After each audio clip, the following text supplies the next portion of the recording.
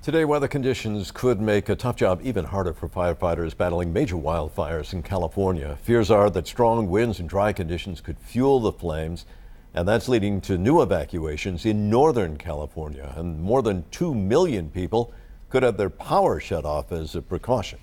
Near Los Angeles, firefighters are keeping an eye on hotspots there that could spark again. Here's CNN's Nick Watt. Red flag warnings were in place. We knew it was coming, just not where. Ignition point for this one, Tick Canyon Road, and the so-called Tick fire exploded to 200 acres in just 20 minutes or so. Homes were lost here in Canyon Country, just north of Los Angeles. It just lit up, and I don't know if anybody's up there. I don't know. They're helping or putting out the fire. I don't know. I can see the whole structure's on fire. Dry brush, high temperatures, and those whipping Santa Ana winds gusting at over 50 miles per hour, pushing the fire forward, those flames jumping a major freeway overnight. 10,000 structures endangered, 40,000 people under mandatory evacuation orders. We ask that people pay attention to the evacuations. It is mandatory. Many not knowing what they might return to. What they usually suggest, they recommend that you do is that, like horses and livestock, is that you just open gates and let them out. And I never got to get up there. 2 fire trucks were going up the road. It's hard to sit and watch your community burn. But at the same time, we need to listen to our first responders and allow them to do their jobs. This just one of 9 wildfires right now burning across the Golden State. Up north in Sonoma County, 49 structures destroyed by the Kincaid fire. Nearly 22,000 acres and still burning. Still no cause, but the local utility PG&E has now reported an outage on a high voltage transmission line just 7 minutes before this fire broke out and near the point of origin. We still at this point do not know exactly what happened. Hundreds of thousands of Californians have had their power shut off in high-risk areas in the hopes of preventing breakouts.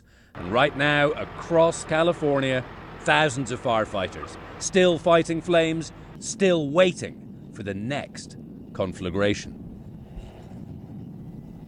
And our thanks to Nick Watt for that update on the situation there. Yeah, CNN meteorologist Ivan Cabrera is looking at it as well. What are you seeing in terms of, say, between now and Monday? Because as I understand it, that's how long this wind event could last. Yeah, it's going to be a long 48 hours, no question. The inferno every year is ongoing in California. Matter of fact, I'm surprised they're even at 5% containment just from the pictures we've seen, from the conditions I know are on the ground. 5%. By tomorrow this time, probably at 5%. You just can't contain a fire when you're talking about 50 to 70 mile an hour winds, and that's going to be in the forecast there, 23,700 acres. And then the Tick fire, this is going to be an issue, I think, as we head into tomorrow, because what's happening is we have a front that's going to be moving through. As it moves through Northern California today, the winds will begin to pick up. So we have a fire warning across Northern California. As the front sags to the south, those strong northeasterly winds will come down all the way into Southern California. So that's for Sunday, and that's where we have a watch. So it is going to be, again, a long weekend. As I mentioned, take a look at some of the gusts here. This is going to be incredible. Of course, the highest gusts are going to be at higher terrain, but nevertheless, when it comes down the mountainside, they tend to pick up speed as well. So we could be looking at 50 to 60 to even 70 mile an hour winds where you see the yellow there. Again, this is the progression. Watch the front as it comes in. You'll clearly on the computer model forecast be able to see, look at that plume.